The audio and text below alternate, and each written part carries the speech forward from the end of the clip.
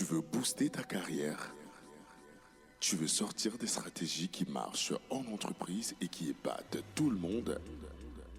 Alors connecte-toi tous les samedis 16h-17h sur l'émission Carrière et Stratégie uniquement sur ABK Radio.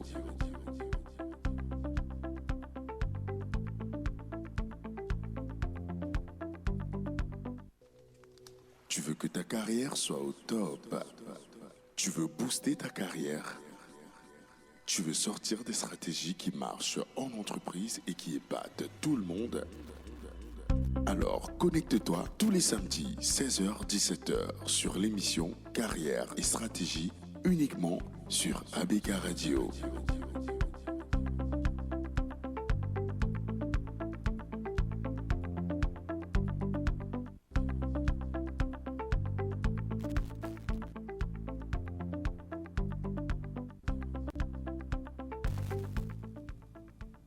Chers auditeurs, nous sommes ravis de vous retrouver pour cette nouvelle édition de Carrière et Stratégie. Si vous êtes en recherche d'astuces, de stratégies pour développer vos entreprises et booster vos carrières, vous êtes sur la bonne fréquence, la 89.9 ABK Radio. L'émission d'aujourd'hui, je le dis avec plein d'émotion, sera probablement la plus belle de toutes.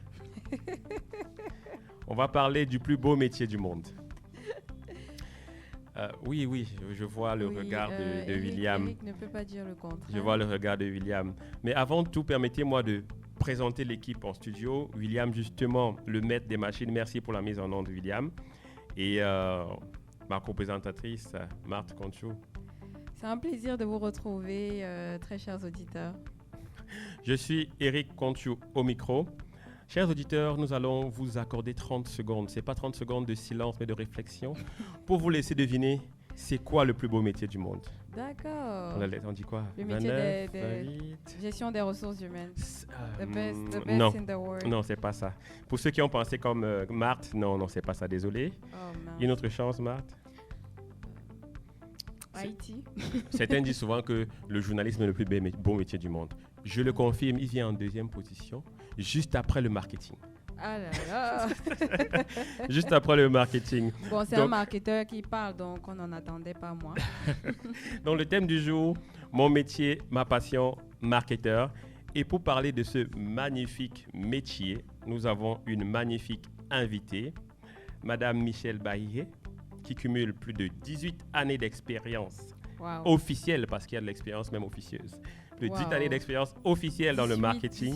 18 années. c'est- Bienvenue sur ABK Radio, ABK Radio, Madame Baillet. Bienvenue, Michel. Merci Eric et Marthe. Je vous remercie de me recevoir aujourd'hui sur ABK Radio. Je fais un gros coucou à tous les auditeurs de ABK Radio. Merci Michel. Je pense que les auditeurs sont curieux de savoir qui est Michel. Michel, est-ce que vous pouvez vous présenter à nos auditeurs? D'accord, je vais commencer déjà par, parce que Eric a dit au début, marketeur, mon métier, ma passion. Donc je m'appelle Michèle Baillet. Bon, ça c'est mon nom de femme mariée, hein. Donc Michel est marié. Donc 18 ans d'expérience dans le Bon, marketing, combien d'années dans le Désolée pour mariage? ceux qui pensaient C'est peut-être déjà même, qu'ils pourraient essayer. À peu Au moins près, 15. Oui, à peu près le même âge aussi. À peu près aussi. Oui, à peu près Ah, 18 ans donc, aussi. Donc, je ouais. m'appelle Michèle, ma épouse Baillet. Ok. Voilà, D'accord. donc à l'école, pour tous ceux qui me connaissent, savent bien, me connaissent beaucoup sur Michèle Ma. Ok. Voilà. Donc, je suis née le 26 avril 1982 à Douala. Ok. Voilà. Donc, j'ai eu mon bac en 2000. Et après mon bac, j'ai décidé d'aller à l'université. Donc, en passant, j'avais eu un bac C. Et je voulais aller à l'école polytechnique, mais Le bac des malheureusement, intellos. voilà. Mais malheureusement, à l'époque, j'ai pas pu avoir mon concours de l'école de polytechnique. Donc, j'ai donc décidé. Donc, ma maman à l'époque m'a dit, ok, il faut aller retrouver ta grande sœur à l'université de Ngaoundéré, parce que j'avais une sœur aînée qui faisait droit à l'université de Ngaoundéré. Donc, j'y suis allée. J'ai passé 1 an et à Ngaoundéré, j'ai fait gestion, oui, qui s'appelait, je crois que c'était le DUP, quelque chose comme ça, diplôme d'études professionnelles. Oui. Voilà. Donc après 2 ans, c'est ça? Après 2 ans, mais j'ai fait juste une année, mais c'est vraiment dans la gestion aussi. Ok. Donc, à une année, on peut se dire, entre guillemets, je travaillais très bien, c'est vrai, mais les congés étaient très rudes. Ok. Et ma mère trouvait que j'étais trop petite. Bon, j'étais quand même un peu chouchoutée à l'époque. Donc, elle m'a dit, avec une de mes grandes sœurs, qui est décédée aujourd'hui, paix à son âme, qui m'a dit, mais il faudrait que tu rentres à Douala, ce serait peut-être, essaye quand même de faire le concours de l'ESSEC. Ok. Donc, c'est comme ça que j'ai écouté ma grande sœur, paix à son âme, parce que c'est elle qui m'avait orientée. Oui. Donc, j'ai pris mon courage, j'ai fait le concours de l'ESSEC et puis j'ai eu mon concours. Wow, bravo. À l'époque. Voilà, à l'époque. Wow. Voilà, c'était en 2000, je crois 2001. Donc, quand j'entre à l'ESSEC, c'est 4 ans. Donc, j'entre pour le DESC, diplôme d'études supérieures de commerce. Ok. Donc, j'entre en première année et c'est le tronc commun. Et donc, en première année, on étudie toutes les matières. Voilà, donc je n'ai pas forcément de préférence, mais en moi, quand même, j'ai toujours été quelqu'un qui aime beaucoup l'action. Donc, voilà. Donc, en première année, on étudie toutes les matières, la comptabilité, la finance et tout. C'est quoi les filières qu'on rencontre à l'ESSEC? Donc, à l'ESSEC, tu as le marketing, tu as la gestion des ressources humaines, tu as les finances, tu as l'audit, tu as l'informatique, système d'information. Donc, on rencontre un peu de tout. Je pense que l'action, c'est dans le marketing. Voilà, tous les métiers de la gestion. Tout à fait. Vous avez fait le bon choix, Madame Bailly. Donc, du coup, moi, en première année, donc, on étudie aussi le marketing. Donc, j'ai mon cours de marketing. Et je trouve que c'est vraiment très intéressant. Mais en moi, vraiment, j'étais quelqu'un de très action et tout. Donc, donc pendant tout mon cursus académique, je faisais beaucoup de petits gombos. On appelait à l'ESSEC, gombo, ça veut dire quoi? Des petits boulots que tu faisais à côté de l'école. On fréquentait de 8h à 18h, mais je trouvais le temps de faire des petites enquêtes au terrain, d'être hôtesse. Ah, d'accord. Donc, j'étais tellement réputée. Vraiment une femme d'action. Hein. Exactement. Donc, du coup, entre guillemets, on peut dire que j'étais gombotique, voilà. D'accord. Donc, quand j'ai fait je travaillais très bien en marketing et en finance, mais j'excellais beaucoup plus en finance. Et j'avais décidé qu'après ma deuxième année, je vais faire finance. Okay. Parce que les plus forts faisaient finance. C'était ça la règle à l'ESSEC. Mais je me suis dit, bon, c'est vrai, je suis forte en finance, j'adore les finances. Mes amis m'orientaient en finance, mais je me suis dit, mais attends, je trouve que les finances, comptabilité et finances, ils sont pas actifs, il n'y a pas d'action. Je les trouve un peu très, entre guillemets, très léthargiques et tout. Donc, j'ai écouté mon cœur cette fois et du coup, après ma deuxième année, en troisième année, je me suis spécialisée en marketing. Donc, c'est pourquoi ma passion vraiment, c'est du marketing. C'est quelque chose qui est inné en moi. Wow. Et je me suis toujours dit, j'étais inspirée par la volonté il faut que je crée des choses, il faut que je fasse des choses, il faut changer les choses. C'est des éléments qui m'ont toujours passionnée. Oui. Je ne sais pas... La création. Voilà, la création, le changement, il faut être disruptif, il faut challenger le statu quo. On ne peut pas faire les choses, les choses de la même façon tout le temps. Je me rappelle quand j'avais fait un de mes gombos, je l'avais fait à Nestlé, donc ils voulaient tester un nouveau cube magie. C'est une nouvelle variété. Donc, j'étais parmi ceux qui testaient. Et sur le terrain, ils avaient presque finalisé la formule qu'ils voulaient, mais je m'étais rendu compte que les gens n'appréciaient pas. Donc, du coup, dans mes recommandations, j'ai orienté, je me rappelle à l'époque de ce directeur-là, vers ce que je pense qu'il fallait faire. Donc, tous les enquêteurs, parce qu'on était juste des enquêteurs sur le terrain, me disaient, mais Michel, pourquoi est-ce que tu dis ça? Je lui dis, non, mais je pense que voilà les réactions, voici les feedbacks, je pense qu'il faut s'orienter de ce côté-là, je pense qu'il faut le lui dire, parce que c'est ce que les mamies du marché ont dit, c'est ce qu'elle préfère, ce qu'on est venu tester, elle n'aime pas, mais elle préfère donner cette... elle préfère cette orientation-ci. Et ils avaient déjà investi beaucoup d'argent. Le produit était prêt à être finalisé. Mais j'ai préféré quand même donner ma recommandation parce que je me suis dit, OK, il faut satisfaire les besoins du consommateur. Un produit a plus de chances de marcher sur le marché s'il est apprécié des consommateurs, pas s'il est imposé, pas imposé dans le sens où je l'ai fabriqué. Même si on ne l'aime pas, je vais quand même le mettre sur le marché. Voilà. Donc, du coup, c'est comme ça que C'était juste une petite anecdote. Non, mais l'anecdote est importante parce que j'ai dit en introduction que vous avez 18 années d'expérience formelle. Et vous voyez bien que Michel pratique du marketing depuis les bancs. Depuis l'époque du gombo.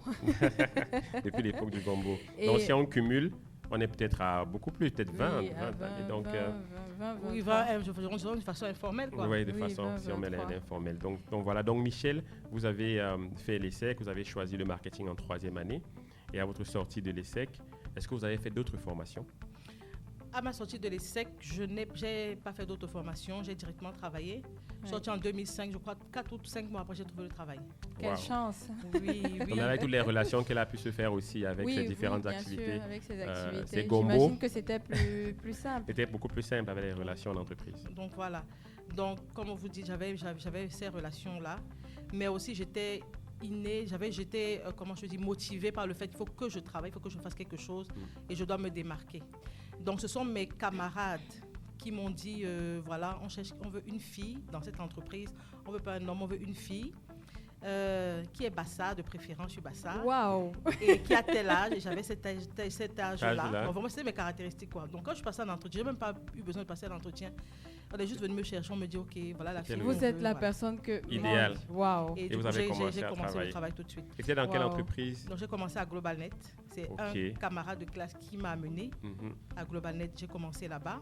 Ok. J'ai fait à GlobalNet, je pense que j'ai dû commencer peut-être en mai. Et en novembre-décembre, MTN est venu racheter GlobalNet. GlobalNet. Voilà. Ah, d'accord. Et a créé MTN. Et a doublé votre salaire.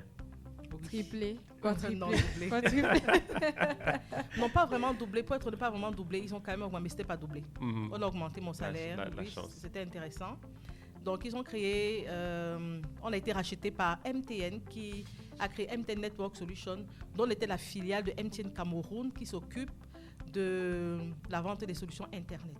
Ah, d'accord. Donc voilà, Ah. on était situé à Aqua vers Tête de Linotte, donc nos bureaux étaient là-bas. Donc j'ai passé, je crois, c'était en fin 2005. Voilà, et puis j'intègre officiellement MTN Cameroun en 2006 parce qu'il y a une fusion entre les deux. Ok. Donc, j'étais MTN Cameroun et je me retrouve dans les bureaux de la direction générale à Aqua vers Hôtel Lundé en Ok. 2006. Donc dès 2006, comme je m'occupais de la vente des produits Internet, je ne faisais que ça. MTN Cameroun a décidé donc de faire de la mutualisation, de se dire qu'eux, ils ont déjà une base d'abonnés GSM dont les clients voient. Donc il faut vendre à ces clients voient des produits Internet. On parle donc de tout ce qui est mutualisation. Donc, à partir de cette année, de 2006 à 2008, je fais de la mutualisation. Donc, je vends Internet, je fais la voix, je fais les deux. Et je suis dans ce qu'on appelle le segment. Dans ce qu'on appelle le segment, où je m'occupe de la définition des produits Internet. Mais on m'ajoute aussi des produits voix parce qu'ils se sont dit, OK, il faut mutualiser. On ne peut pas juste faire un côté GSM, un côté ISP. Donc, on fait déjà la mutualisation. Donc, de 2006 à 2008, c'est ce que je fais. Et après, je me spécialise dans le business segment. Donc, la vente maintenant essentiellement pour les entreprises. Ah oui. Et je vendais les produits Internet. Je définissais les propositions de valeur des produits Internet, VPN, colocation. Ça fait beaucoup de termes techniques. Franchement. Ça fait beaucoup de termes techniques. Ce sont des produits en direction des entreprises. Entendons par entreprise les grandes, les moyennes, les petites et même au niveau de l'administration. D'accord. Ok. Donc, vous servez beaucoup plus les grandes entreprises. Tout à l'heure, vous avez parlé de... parce qu'il faut qu'on casse, qu'on descende. Vous avez parlé de la conception des produits Internet. Pour le jeune étudiant qui nous écoute, celui qui démarre sa carrière en marketing, ça signifie quoi? Concevoir un produit Internet dans une boîte comme MTN. Concevoir un produit Internet, c'est définir le produit. Et s'il faut regarder en termes d'étapes, en termes de process, on avait à l'époque un document qu'on appelait Product Definition. Okay. Product Definition, ça veut dire que tu définis juste le concept. Okay. C'était un PCD, voilà, Product Concept Definition. Okay. À l'époque, Product Concept Definition, c'était juste définir le concept. Qu'est-ce que tu entends? Comment est-ce que tu veux voir ton produit? À qui ce produit sera adressé? Donc, toi, le marketeur, tu décris ça dans un document. Dans un document qu'on appelait okay. Product Concept Definition. Okay. Tu le décris et après, quand il est signé, tu le passes donc au niveau du produit. Mais avant d'arriver au produit, passer par tout ce qui est... À l'époque, c'était les finances. Il fallait faire un business case. Okay. Je dis, voilà comment est-ce que je veux que mon produit marche. Il doit cibler tel segment. Maintenant, on essaie de regarder en termes de profitabilité. Ok. Dans un plan d'affaires pour montrer est-ce que ça va être rentable, Rentable, comment est-ce qu'on voilà, va rentabiliser Quand tu l'as défini, tu as donné une idée de comment est-ce qu'il doit marcher, tu as dit combien est-ce que je veux que ça coûte, ça va toucher tel segment, telle cible, et je pense que la taille de ma cible est de temps, et je pense que je peux vendre sur une période donnée à tel nombre de clients. Non, mais je pense que c'est Wow. très intéressant. Et là, peut-être qu'on va embrayer sur les métiers, justement. Oui, Sur les métiers, justement. Parce que là, Madame Bailly est en train de rentrer dans les métiers. Est-ce que pour les auditeurs qui nous écoutent, on a pris le très bel exemple de la conception des produits Internet, mais est-ce que vous pouvez juste déjà fixer le cadre, nous dire c'est quoi le marketing et c'est quoi les métiers dans le marketing? Vraiment pour fixer ce cadre-là. Pour nous autres qui souhaitons avoir une reconversion professionnelle, peut-être qu'on pourrait se Non, rediriger vers Madame, le... quand vous êtes déjà passionnée par le marketing. Non, je n'ai pas dit ça. Non, J'ai mais dit c'est qui pas voudrait, grave j'ai non dit qui plus. voudrait, Si qui Michel vous a souhaiterait. déjà donné piqué, mais c'est Non, intéressant. mais ça se voit tout de suite que Michel, c'est une passionnée. grosse passionnée. On n'a même pas eu besoin de lui demander comment est-ce qu'elle a découvert le marketing. Oui, qu'elle on n'a avait pas eu déjà parce tout qu'elle a raconté. découvert à l'école. On Voilà. a très bien compris et la passion est partie de là. Donc là, elle va peut-être nous fixer, comme on s'est dit, c'est quoi le marketing pour que celui qui ne sait pas ce que c'est, on entend parler de marketing tout le temps, c'est un terme, je dirais, même galvaudé, il faut qu'on mette la balle au centre. C'est quoi le marketing et c'est quoi les métiers Le qui métier sont... du marketing. Voilà. Oui, oui. D'accord, je vais commencer déjà, premièrement, par définir qu'est-ce que le marketing.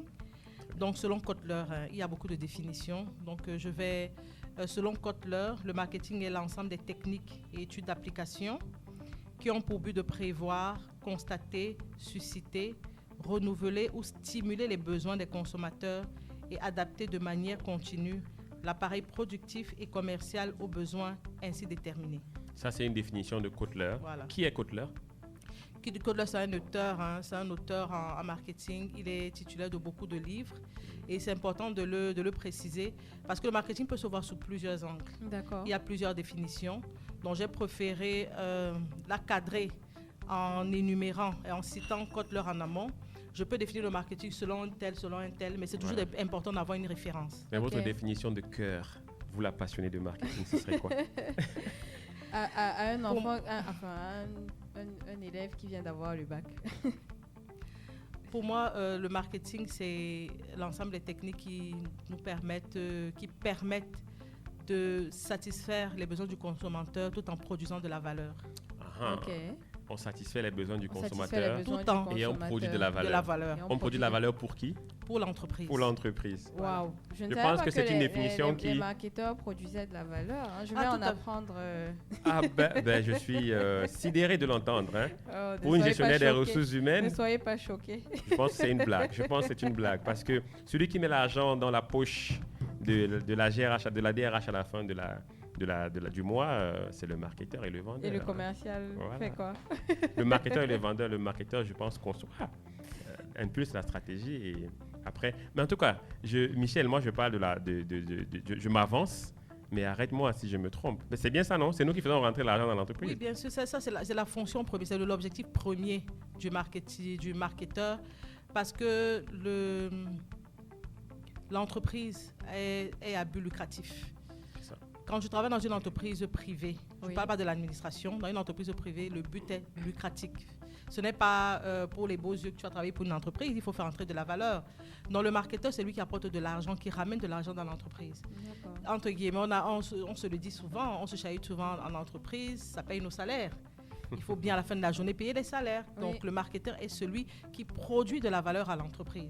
Et comme je le dis souvent à beaucoup de personnes, il faut qu'ils le sachent, le marketeur c'est celui qui a la pression.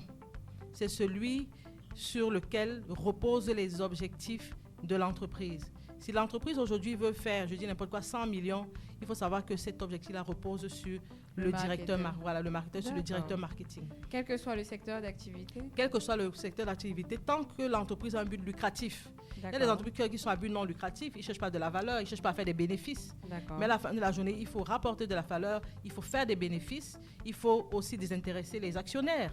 Ok. C'est ça, Et tout à fait. Est-ce qu'on peut revenir à la question d'Éric de tout à l'heure pour connaître les différents métiers du marketing? Ok. Le marketing a plusieurs métiers. Donc ici, je vais prendre ça sous l'angle de MTN Cameroun. Parce qu'en fonction des sociétés, les métiers du marketing sont divers. Donc selon l'angle de MTN Cameroun, de ce qui se passe à MTN Cameroun, la société dans laquelle je travaille, nous avons plusieurs pôles. Le premier pôle de départ, c'est la Business Intelligence. D'accord. Je vais commencer là où, dès le début. Au niveau de la Business Intelligence, c'est un département ou une unité qui s'occupe de l'analyse des données internes et externes, l'analyse du marché. Ils ont un regard sur qu'est-ce que les consommateurs veulent, de quoi est-ce que les clients ont besoin aujourd'hui et demain. Donc, ce sont ces éléments-là qui vont permettre à d'autres unités de se servir de cette donnée-là pour définir des propositions de valeur. Donc, il y a tout ce qui est business intelligence. Généralement, en termes de profil, ça peut être ceux qui ont des diplômes en marketing, ceux qui ont des diplômes en statistiques, dont des profils, en fait, sont variés. Donc, d'accord, donc des statisticiens peuvent être marketeurs. Oui, bien sûr. Ouais, effectivement. Donc, si quelqu'un a fait une école de statistique, l'ICA par exemple, il peut devenir marketeur. Ce n'est pas que les SEC qui mènent au marketing. Il y a plusieurs. On l'a vu déjà avec ce que vous venez de dire. Oui. Le BI, Business Intelligence. Voilà. Parce que parfois, les gens ont l'impression que voilà, il faut faire marketing et force de vente pour se retrouver dans une direction marketing. Pas forcément, à vous entendre. Oui, bien sûr. Pas nécessairement. Mais disons que ceux qui ont des profils de statisticiens, ont un rôle à jouer aussi dans la fonction marketing. Mais c'est important de préciser qu'un marketeur, c'est aussi celui qui doit comprendre les données.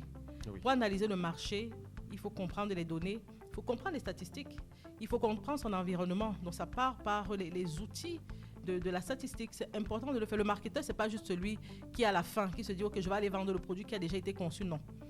C'est important, le marketeur, c'est celui qui comprend les chiffres. Il faut comprendre les données de son environnement, comprendre l'environnement macro, dans quel environnement est-ce que mon produit va évoluer, mon entreprise évolue. Comprendre l'environnement du consommateur. Et ça, c'est le départ de la stratégie, on va dire ça comme ça. Voilà, ça, c'est le départ de la stratégie. Et après le BI? Après le BI, nous avons la fonction Go-to-Market, qui est segment et Go-to-Market. Oui. Ce sont ceux-là qui sont chargés donc, de définir les propositions de valeur en direction d'un segment précis pour satisfaire les besoins d'un segment précis. Si je prends par exemple les jeunes, ils vont concevoir toutes les propositions de valeur, toutes les offres, donc les jeunes les promotions. Ici, ça tient lieu de segment. Voilà, ça tient lieu de segment, oui, exactement. Okay. Donc si je prends le cas des jeunes, cette unité va définir donc les promotions, les offres en direction des jeunes. Okay. Donc nous avons l'unité aussi de ce qui est CVM. Les télécommunications, c'est quelque chose d'assez... CVM, c'est-à-dire Customer Value Management. Okay. À partir du moment où on acquérit le client, le CVM est chargé donc de retenir le client, de faire grandir la valeur de ce client. OK, customer le client, c'est Customer Value Management. Donc, on gère la valeur du client. Donc, ce qu'il apporte à l'entreprise. Ce qu'il apporte à l'entreprise. À partir du moment où un client est entré dans la base de données de MTN Cameroun, comment est-ce que je fais grandir ce client? Qu'est-ce qu'il m'apporte? Comment est-ce que je le retiens? Ce sont tous ces indicateurs que le CVM va essayer de gérer durant tout le cycle de vie de ce client-là. D'accord. À côté de ça, donc, il y a aussi la fonction, l'unité produit et device. La partie produit, ce sont eux qui vont prendre les besoins des segments, qui vont, comme je parlais de tout à l'heure, les Product Concept Definition. Quand on a défini le concept du produit, je veux que mon produit marche de cette façon, on le donne donc à l'unité produit, qui va donc définir au travers d'un document qu'on appelle le BRS, de façon détaillée, les règles de fonctionnement de ce produit-là, compris par les équipes de la technologie qui, eux, sont chargés de l'implémenter. Je vois, le BI est là, il a commencé un travail, on a eu des données, on a eu, grâce à ces données, une inspiration au niveau du go-to-market qui a conçu un produit qui va apporter de la valeur à l'entreprise. Tout à fait. Et puis, on passe la main à un autre métier qui est le produit, qui fait le lien entre le marketing et la technique. Tout à fait. Pour développer le produit qu'on a pensé. Voilà. Parfait. Est-ce qu'il y a un autre métier après celui-là? Après le produit, il y a l'unité Brand and Communication qui s'occupe donc de la mise en marché de ce Alors quand on entend Brand and Communication, c'est vraiment la marque et la communication. Voilà, la marque et la communication. Communiquer sur ce produit, communiquer comment toucher le client cible. Oui, au travers donc, de tous les médias. Et ils sont donc chargés donc, de marketer ce produit, de brander ce produit, de s'occuper de toute la partie créative pour rendre ce produit, sur le côté branding de ce produit, quelque chose de vraiment alléchant, d'attirant, pour qu'il touche la cible client dont vous final. avez parlé, parce que tout à l'heure vous avez dit par exemple en termes de segment, les jeunes. Les jeunes, Si oui. on conçoit un produit pour les jeunes, voilà, comment faire, comment communiquer pour que les jeunes comprennent l'intérêt à acheter ce Exactement. produit. Mais Exactement. Eric et Michel, c'est très intéressant parce que quand je vous entends parler, j'ai l'impression que généralement, de tous, nous on sait que c'est le brand and communication qu'on connaît comme étant le marketing. Et c'est ça, aujourd'hui, on à se rend travers compte. cette émission, on se rend compte qu'il y a Plusieurs autres métiers Voilà. qui Il ne faut pas juste voir ce qui passe à la télé. Donc, voilà, exactement. Derrière, il y a toute une un armée. gros travail de recherche Voilà. qui est fait, une étude du consommateur, une définition des produits en fonction de ses besoins-là. Franchement, On se merci. souvient qu'on vit une période de coup d'État en Afrique, bon, heureusement ou malheureusement. Et parfois, on voit à la télévision celui qui vient annoncer qu'il y a eu coup d'État. Mais derrière, il y a une équipe. Derrière, il y a une équipe. Parfois, Oui. le vrai patron est derrière. Le directeur marketing. On va en parler, Michel. On va prendre une pause avant de revenir à Madame Bahihé. Le temps passe très vite, comme vous l'avez remarqué. Oui, Avec trop une vite, passionnée beaucoup comme trop Michel, vite. ça va très, Oui. très, très, très vite. On va prendre une petite pause et vous revenir juste après. Il y aura de la magie dans ce studio grâce au Magic System, Magic in the Air, cher William. Levez les mains en l'air, allez, allez, allez, feel the magic in the air. Aïe, aïe, aïe, levez les mains en l'air, allez, allez, allez. Feel the magic in the Magic System, Red One, Shawky.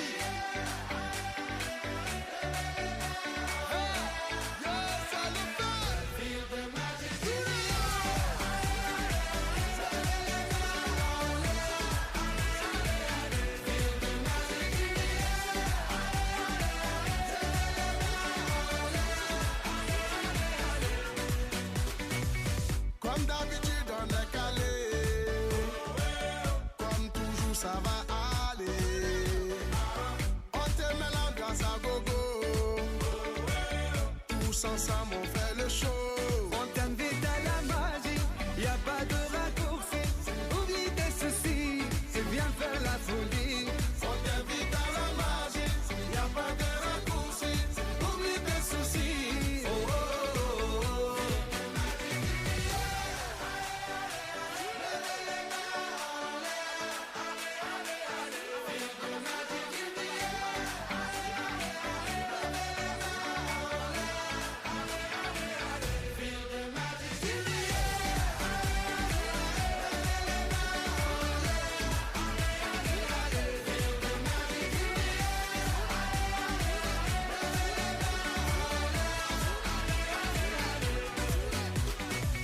C'est pas seulement pour les bobos. Nous on vient dans nos mambo. Mon ami, si tu as le niveau, rejoins-nous pour t'enjailler. On t'invite à la magie, y a pas de raccourci. Oublie tes soucis, et viens faire la folie. On t'invite à la magie, y a pas de raccourci. Oublie tes soucis. Oh, oh, oh, oh.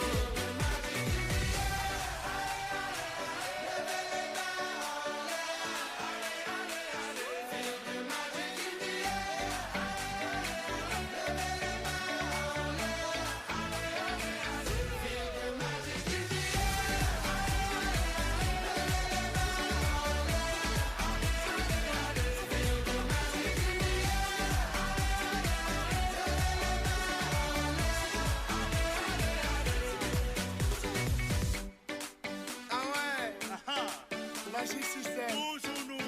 Ah, ça change pas. Ah ouais. Ah, Shawky avec Red One. Est-ce que ça marche? Ça va pas. On vient du ghetto pour aller plus haut. Avec les magiciens, c'est Freddy Coco.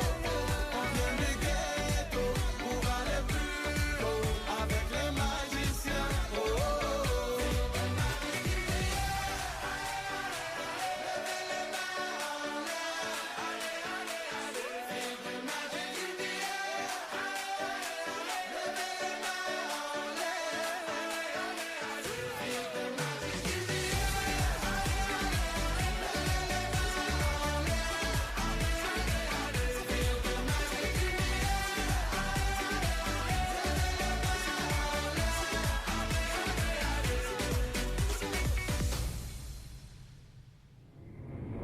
Vous écoutez Carrière et Stratégie sur ABK Radio.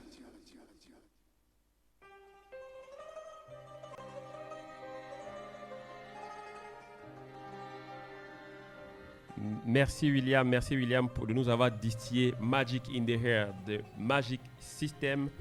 Madame Baïhé, est-ce qu'on ne peut pas dire quelque part que, bon, je dirais, les marketeurs, moi je les vois comme des magiciens, mais je suis partagé entre magiciens et politiciens. Je suis partagé. Selon vous, c'est quoi? Ils se rapprochent plus de quoi? Parce que quelque part, ils promettent des choses aux clients, mais parfois ils ne tiennent pas leurs promesses. Donc là, j'ai envie de dire qu'ils sont politiciens. Et l'aspect magique, ça va être du rêve qu'on nous vend. Quand on voit une belle publicité comme la publicité d'Air France, faire du ciel le plus bel endroit de la Terre. Quand tu vois une pub comme ça, un slogan comme ça, tu as envie de devenir marketeur. Donc pour vous, c'est plus politicien ou magicien? Moi, je pense que c'est beaucoup plus magicien. Ok. Magicien parce que je pense que la magie ici, je vais prendre dans le sens, ça transforme des vies. Et le marketing transforme des vies. Voilà. Effectivement, le marketing transforme des vies. Comme je le disais, quand ici, il faut créer de la valeur, il faut apporter quelque chose qui impacte la vie d'un client, d'un segment de marché. Et ça peut passer par l'innovation. S'il y a 20 ans, il n'y avait pas de téléphone. Il n'y avait pas de téléphone. On ne va pas non plus tout mettre sur la tête des marketeurs. Ils n'ont pas tout fait sur la terre, Madame Baye. Venant des marketeurs, ça ne m'étonne pas. Donc pour moi, c'est plus de la magie, oui. Transformer les vies, impacter positivement la vie des individus, des communautés. Comme je disais, il y a 20 ans, on ne communiquait pas, mais aujourd'hui, qu'est-ce qu'on est devenu avec le téléphone? Qu'est-ce que ça apporte dans nos vies? Comment est-ce que ça rassemble les gens aujourd'hui? Comment est-ce qu'aujourd'hui, ça réconcilie les familles? Tout ça, c'est de la magie. Ça, c'est de la magie. Voilà. Et c'est impulsé par le marketing. Exactement. Très chers auditeurs, on a 2 marketeurs ici qui pensent qu'ils sont les magiciens de la Terre. Mais je pense que nous sommes tous des magiciens, que nous pouvons tous devenir des magiciens. Et aujourd'hui, nous allons parler des lois inestimables de la croissance personnelle de John Maxwell. Et ce sera notre 9e chronique. Alors, aujourd'hui, nous parlons de la loi de la planification, qui est encore appelée la loi du design. Pour être un magicien, il faut aussi planifier. Nous sommes désormais... le bon marketeur planifie. Ça, oui, c'est bien ses sûr. actions. Donc là, nous sommes déjà au quarter 4, au 4e trimestre de l'année commerciale. Et nous nous dirigeons progressivement vers la fin d'année. Et bientôt, ce sera l'heure du bilan pour les entreprises, mais aussi pour les individus que nous sommes. Bientôt sur les statuts, on va voir les personnes faire les bilans de leur année écoulée. Mais honnêtement, quel bilan feras-tu si tu n'as rien planifié? Si tu n'as rien dessiné pour ta vie? Quelles stratégies et actions avais-tu décidé pour ta vie? Celle de ta famille, celle de ton entreprise en cette année 2023 qui tire à sa fin. La plupart des gens laissent leur vie juste arriver, ils flottent, ils attendent, ils réagissent. Et au moment où une grande partie de leur vie est derrière eux, ils réalisent qu'ils auraient dû être plus proactifs et stratégiques. Alors toi qui m'écoutes, j'espère que ce n'est pas du tout le cas pour toi. Si tel est le cas, je t'encourage vivement à développer un sentiment d'urgence et un état d'esprit de stratège. La loi de la planification ou du design stipule que pour optimiser notre croissance, nous devons développer des stratégies. Voici quelques commentaires et conseils de John Maxwell à ce sujet. Le premier conseil, c'est que la vie est très simple, mais la garder ainsi est très difficile. Malgré ce que d'autres pourraient dire, la vie est vraiment mais plutôt simple. Et il faut juste connaître ses valeurs, prendre des décisions clés basées sur ces valeurs, puis gérer ces décisions au quotidien. C'est assez simple, dit comme ça. C'est vrai que la vie peut nous bousculer et devenir compliquée, mais nous devons toujours chercher à rester simples, à appliquer des stratégies simples qui pourraient marcher pour à peu près tout le monde. Si vos stratégies de croissance ne sont pas simples, vous aurez du mal à les mettre en œuvre. Et vous allez abandonner, bien évidemment. Le deuxième conseil, c'est qu'il faut concevoir votre vie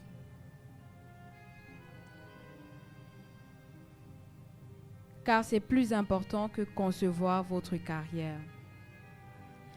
Concevoir votre vie est plus important que concevoir votre carrière, je le répète.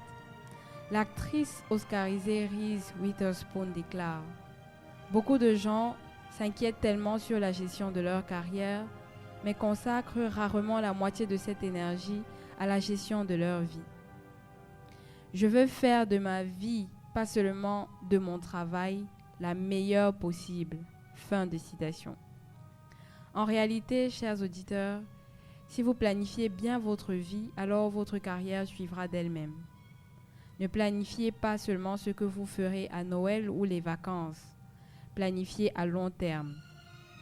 Une fois que vous aurez dessiné le plan de votre vie, alors vous pouvez l'appliquer à votre carrière. Le troisième conseil, c'est que la vie n'est pas une répétition générale. Il n'y a pas d'échauffement avant de commencer la vie. Il n'y a pas de répétition générale avant le grand jour J. On a pour habitude de dire au Cameroun, on ne vit pas 2 fois. Il est vrai que le droit à l'échec existe et qu'on apprend de nos échecs, mais nombreuses sont les personnes qui développent des regrets et aimeraient reprendre leur vie, recommencer et agir différemment, mais c'est impossible. J'aurais dû mieux prendre soin de ma santé. J'aurais dû mieux gérer mon argent. J'aurais dû passer plus de temps avec ma famille et j'en passe. La vie n'est pas une répétition générale, alors faites-le maintenant. En 4e conseil, dans la planification de votre vie, multipliez tout par 2. Soyez optimiste et ambitieux, mais sachez que les choses importantes de la vie prennent généralement plus de temps que prévu et coûtent plus cher que prévu. Si vous pensez qu'une tâche vous prendra normalement 1 heure, prévoyez 2 heures pour éviter les ennuis. Si vous pensez qu'un projet prendra 1 semaine, rajoutez-vous 1 semaine de plus. Et si vous pensez qu'un objectif nécessitera 1 000 $ à financer, mettez de côté 2 000 $. Cette pratique vous aidera à ne pas vous décourager ou abandonner trop tôt. Chers auditeurs, je vais vous laisser avec cette belle pensée de l'entrepreneur américain Jim Rohn. If you go to work on your goals will go to work on you. If you go to work on your plan will go to work on you. Whatever good things we build end up building us. Alors Michel, Eric, qu'est-ce que vous pensez de cette citation autant pour moi de Jim Rohn? J'ai compris. Whatever good things we 50%. build, L'anglophone est revenu end avec up cette building citation us. en anglais. C'est très beau à entendre, ça chatouille mes oreilles. Je ne sais pas si j'ai tout compris. On va revenir à Madame Baillier. Merci beaucoup pour cette magnifique chronique, Madame Conchou. Très intéressant. Comme d'habitude, John Maxwell. Et j'invite tous les auditeurs à faire des recherches par eux-mêmes. Allez sur YouTube, allez sur Google, tapez les lois de croissance de John Maxwell et vous verrez des pépites. Nous vous donnons juste ici un extrait à la radio, mais nous vous encourageons vivement à aller faire des recherches par vous-même. Madame Baillier, on a parlé de planification avec John Maxwell. Est-ce que la planification est importante dans le marketing? La planification est très très importante. Et comme nous sommes au 4e trimestre, nous sommes déjà en fin d'année, c'est la période de faire le planning. On ne peut pas aller sur le marché sans planifier parce que nous avons dit qu'il y a des actions qui doivent être développées. Comme on a dit, il faut développer des produits. Je pense que ça prend du temps. Donc, comme ça prend du temps, il faut les planifier en amont.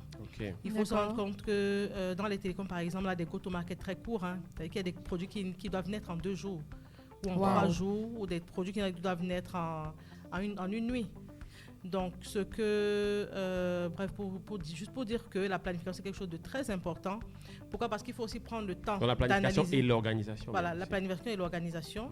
Mais pour revenir à la chronique, planifier, c'est quelque chose d'important parce qu'on a, comme je vous ai dit au début, il faut analyser le marché, analyser l'environnement macro, analyser l'environnement micro, analyser les forces et les faiblesses de son marché, analyser aussi la concurrence et se dire Oui. que, OK, sur l'année prochaine, au vu donc de tous ces facteurs exogènes et endogènes, qu'est-ce que je vais mettre sur le marché? Donc, Et faire un endogène, planning. vous avez mis quoi comme élément endogène? Endogène, ça veut dire que ce qui dépend de nous, Qui dépend Ok. de nous. au niveau de Les l'entreprise. forces, les faiblesses. Voilà, beaucoup Et plus puis- nos forces, nos faiblesses, et Ok. ça dépend de nous. Et exogène, tout ce qui vient de l'extérieur, ça vient de la Ok. concurrence et de l'environnement que nous ne contrôlons pas. Il y a, Wow. il y a un terme que je vois en filigrane de ce que Mme Bailly est en train de dire. Je vois le Le SWOT. SWOT, Les forces, les strength, faiblesses, les weaknesses, opportunités et opportunities, menaces. threats, Tout à fait. yes. Ouais. Ok. Donc, du coup, la planification, c'est un outil qui est très, très important. Ça nous permet d'intégrer tous les éléments pour éviter d'être à la rush, pour éviter de faire des choses auxquelles nous n'avons pas pensé ou alors de se faire dominer par la concurrence. Sachant que nous ne sommes pas seuls sur le marché.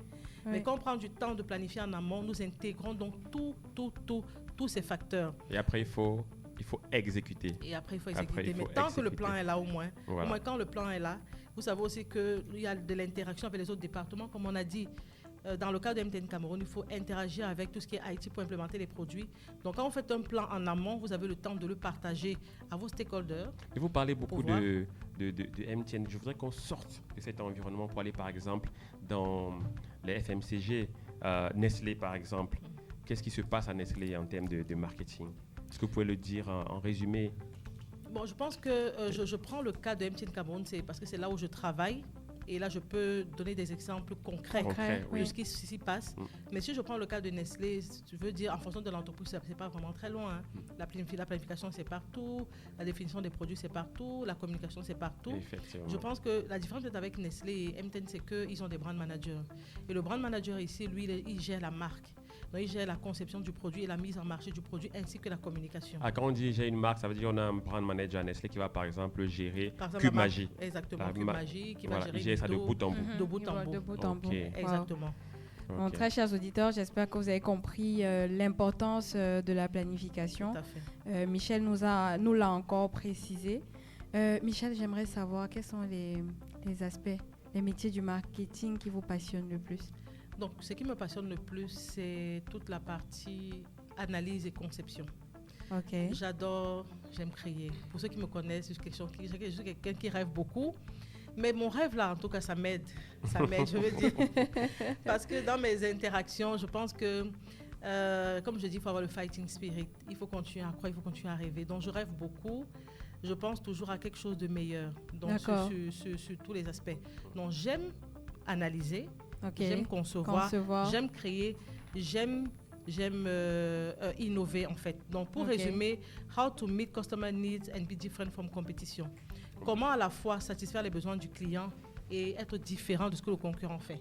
Ok. Donc voilà la partie du marketing qui m'intéresse beaucoup plus. Donc j'imagine que tout ce que vous avez cité, aimer, créer, rêver, c'est des qualités qu'un marketeur doit avoir, j'imagine. Oui, tout à fait. Je pense que ça aide beaucoup.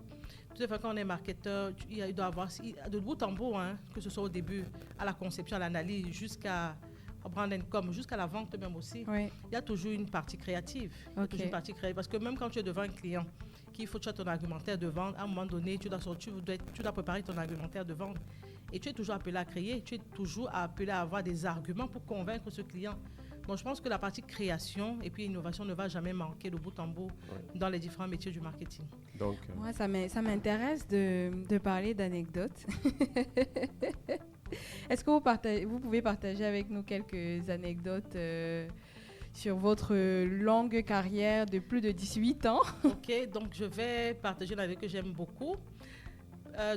Commençons d'abord par la première. La première, c'est quand j'ai lancé, je crois en 2010, le premier forfait illimité sur le marché. Wow. Je veux préciser ici que ce forfait était destiné aux petites et moyennes entreprises. D'accord. Mais Illimité. ce forfait, voilà, illimité, donc c'est un forfait qui coûtait 5 000 francs, qui te donnait, tu dépensais 5 000. Tu pouvais appeler aussi avec ces 5 000 francs-là et tu avais 3 numéros préférés que tu pouvais appeler en illimité. Tu pouvais choisir 3 personnes, ça peut être ton père, ta mère ou ton épouse ou ton ami, etc. Mais la bonne nouvelle dans ça, c'était que vraiment ça a fait du tonnerre. Ça a marché très très bien. Du coup, ça a été aussi adopté par les particuliers. Donc ce forfait marchait tellement bien que Des années après, quand je me rappelle, il y a des gens qui me disent toujours « Ah, c'est toi qui avais lancé je me rappelle qu'il s'appelait My Office au forfait là. » Donc pour moi, c'est une anecdote croustillante parce que moi, en tant que marketeur, je vis une situation où j'ai un produit qui a vraiment servi le marché, qui est venu impacter la vie des gens. Parce qu'avec 3 numéros préférés, tu pourras appeler ta mère en illimité. Parce que pour ceux qui n'ont pas vraiment les moyens, je débourse 5 000, j'appelle ma mère, mes frères en illimité, je suis dans une situation de deuil ou n'importe quoi. C'est quelque chose vraiment qui a changé la vie des gens, quoi. C'est quelque chose vraiment de vraiment impactant. Donc ça a créé du buzz sur le marché et aussi de l'adoption. Comme j'ai dit, il n'est pas resté pour les petites et moyennes entreprises, il est allé chez les particuliers. C'est un produit qui a marché. Qui a marché, et finalement, l'entreprise, finalement... là... Attends, c'est l'entreprise qui l'a redirigé vers les particuliers ou bien ils se sont appropriés tout seuls? Voilà, les particuliers se sont appropriés ce produit. Ils ont juste à justement, demander. c'est ce que j'allais dire parce que moi, ce produit, je le connais. Oui. Je ne suis pas une petite et moyenne entreprise. Voilà. Donc, les particuliers se sont appropriés ce forfait-là. Il a tellement bien marché que pendant des années, on ne communiquait même plus sur lui, mais il continue à marcher tout seul sur le point. C'est une année dont je suis fière parce que, comme je vous l'ai dit au départ, pour moi, le marketing, c'est quelque chose qui change les vies, change life. Ça change les vies des gens. Ça change en bien, d'où la magie. Et c'est tout ce qui rend notre métier passionnant. Vraiment. Non, mais ça, c'est trop beau. Moi je veux des anecdotes croustillantes. Eric, je vous mets à contribution. Il y a des succès, il y a aussi des flops. Il y a très peu de flops dans le marketing. Oh, ouais, c'est ça. Michel, est-ce qu'on se permet de leur donner quelques histoires noires du marketing ou bien, oui, donc je pense qu'il y en a toujours. Hein. Je pense que pour bien avancer, il faut tomber. Oui. Il faut bien avancer pour tomber. Pourquoi? Parce que on apprend toujours de ses erreurs. C'est en apprenant des erreurs, effectivement, qu'on Mais est-ce qu'on tombe? On peut dire que c'est des difficultés, quelque part. Oui, on peut tomber, on peut tomber. Non, il y a des produits. Il faut vraiment dire aux auditeurs la vérité. Tyson Fury est tombé, mais il a gagné. Il y a des produits. Et il est tombé comme un facochère, hein? Oui, bien sûr. Il y a des produits qui ne marchent pas, qui ont peut-être marché au début, qui ne marchent plus, peut-être parce qu'ils sont en fin de vie. Pourquoi? Toujours par rapport à l'innovation. Vous savez, à l'époque, il y avait, je resterai dans les télécoms, à l'époque, il y avait le BlackBerry. Oui. Après, BlackBerry ne sort pas. Et puis, il y a iPhone qui est venu. C'est vrai que pour le BlackBerry, ça a été un choc, hein? Parce que tous les grands patrons, tous les cadres d'entreprise avaient un BlackBerry. Et du jour au lendemain, ça a disparu. Un vrai flop. Un vrai flop. Donc, du coup, dû à quoi? L'innovation. Quand il y a des produits innovants sur le marché, on ne peut pas se dire que ça n'a pas marché. Donc, disons qu'il y a des produits qui sont en fin de vie. Parce qu'il y a de nouveaux qui sont entrés sur le marché. À l'époque, à la cassette, si on se rappelle bien. La soi-disant cassette de l'époque, mais ça n'existe plus parce que le marché évolue. Donc je pense que comme ça. Mais dans votre vécu, je sais par exemple que parfois on dit que les marketeurs se vendent beaucoup en entreprise, comme ils disent que c'est eux les stratèges. Est-ce qu'il n'y a pas parfois des clashs, des choses que ça crée? Voilà. Je crois que ce côté-là, vraiment, nos collègues nous en veulent souvent. On estime que nous sommes des entre guillemets des comment je peux dire comme on dit souvent des frimeurs, des tétés. Vraiment, c'est le marketing qui a tout. Donc, du coup, on entend souvent ce genre de petites piques. Parce que, on sommes les plus bien habillés, nous avons de belles voitures, parce qu'on estime que, voilà, on est les plus visibles nous sommes au devant de la scène. Donc, je pense qu'en termes d'anecdotes, je pense que pour ceux qui nous écoutent, les étudiants et tout, vont forcément vivre ce type de choses, quoi. De se dire que vous ne travaillez même pas, vous êtes toujours à la télé, vous ne vous parlez de vos produits. On vous voit tous les jours à la télé, on vous voit à la radio. Est-ce que vous travaillez même?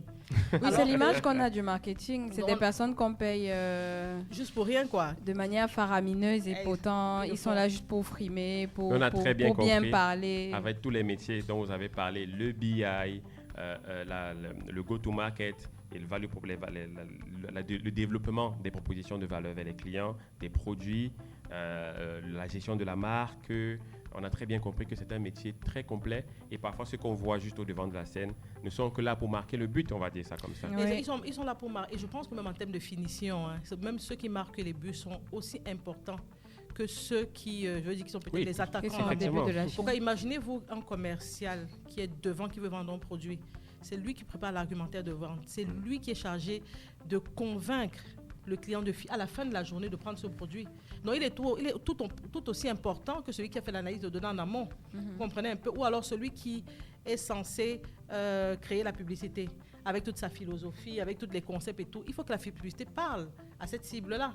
Vous voyez un peu? Donc, la publicité qui a vocation de... Oui, sans vous couper, vous parlez de publicité. Mais si on termine cette émission sans évoquer cet aspect-là, les réseaux sociaux aujourd'hui dans la publicité. Quelle est la place des réseaux sociaux aujourd'hui? Dans le marketing. Dans le marketing, dans la publicité, dans le marketing de manière générale. Je pense que les réseaux sociaux aujourd'hui ont une place très très importante en termes comme channel de communication.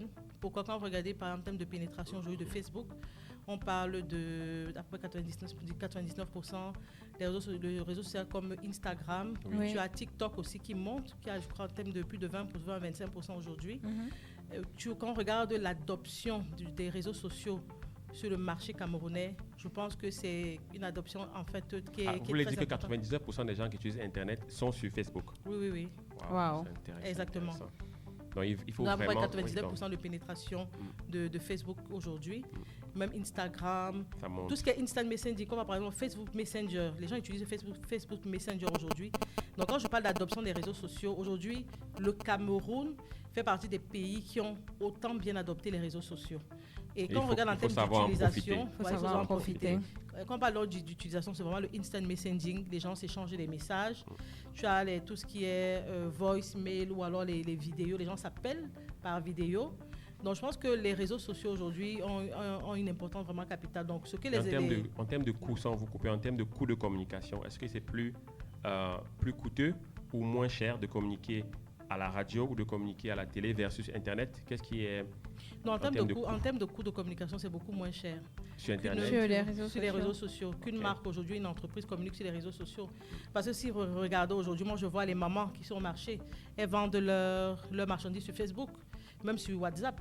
Il suffit de faire une photo, d'envoyer à sa copine, de dire que voilà, j'ai mon plantain ou bien j'ai n'importe quoi, je peux le vendre. Donc, pour une entreprise, c'est moins coûteux de venir acheter un espace à la radio ou bien à la télévision qui coûte des centaines de mille.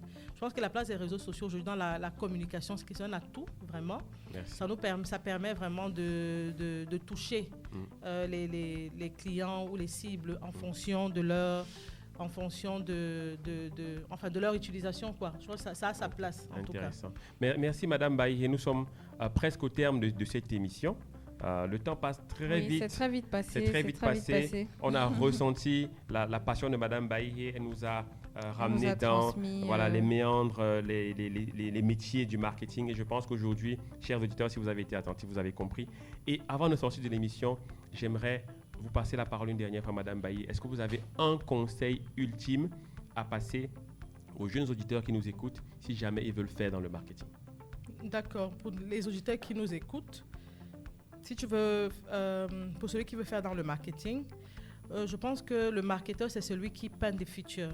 Peindre des features, c'est la personne, comme je l'ai dit avant, qui a les objectifs financiers sur son dos, quoi. Responsable des objectifs financiers. Wow. C'est vous qui dessinez le futur, c'est vous qui définissez la direction sur les 5 prochaines années. C'est vous qui êtes au cœur de l'entreprise, c'est vous qui êtes là pour créer de la valeur. L'entreprise aujourd'hui a un but lucratif. Vous allez peut-être voir les marketeurs à la télé font de la pub, mais sachez qu'ils ont la pression de la vente. C'est-à-dire qu'à la fin de la journée, j'ai obligation de faire sortir ce produit, ce service-là, parce que je dois ramener de l'argent à l'entreprise. Il faut aussi savoir que sur le plan personnel maintenant, le marketeur doit être capable de gérer le stress. Tu veux faire marketing, il faut être capable de gérer le stress. Aujourd'hui, un produit peut marcher, mais il faut toujours être en train de stimuler la demande. Et il faut être actif. C'est-à-dire qu'il faut aller vers les gens, il ne faut pas être introverti, il faut être extraverti. Il faut avoir ce que j'appelle le fighting spirit. Il faut être gagnant, conquérant, savoir que vous devez réussir. C'est très important, c'est un esprit qui doit vous guider. Ça doit marcher, je dois réussir, je dois gagner. Même s'il y a des obstacles, je dois avancer avec cet esprit-là. Il faut être innovant. You must win. Il faut être innovant. Donc, on a compris innovation, action. Il faut être innovant. Avoir l'esprit de vainqueur. Il faut être passionné. Être innovant, ça veut dire qu'il faut challenger les choses, ne pas toujours faire les mêmes choses. Oui. Et c'est pour ça qu'on voit sur le marché, il y a beaucoup de choses qui se créent. Qui se ressemblent. Wow. Il faut être passionné. Comme moi, par exemple, j'adore mon métier. Je ne reste pas que dans les télécoms. Je m'intéresse à ce qui se passe dans les FMCG. Pour voir qu'est-ce qu'ils ont lancé, qu'est-ce qu'ils font de plus que je peux essayer de gagner. Merci beaucoup, Madame Baïhé. Je pense que les auditeurs ont été nourris par toute cette passion que vous transportez du marketing. J'espère que les derniers conseils que vous avez donnés ont été bien suivis. Merci, William, une fois de plus, pour la mise en œuvre de cette magnifique émission. Merci, Madame Conchou. Au revoir, très chers auditeurs. J'étais Eric Conchou au micro. Madame Baïhé, on se dit à la prochaine. On va vous réinviter forcément pour un partout. Et cette fois-là, on prendra un thème spécifique du marketing. Oui, je pense Merci, que Monsieur Contiou. Et merci, ce sera nécessaire. Madame Contiou. À bientôt, chers auditeurs. Au revoir. Au revoir.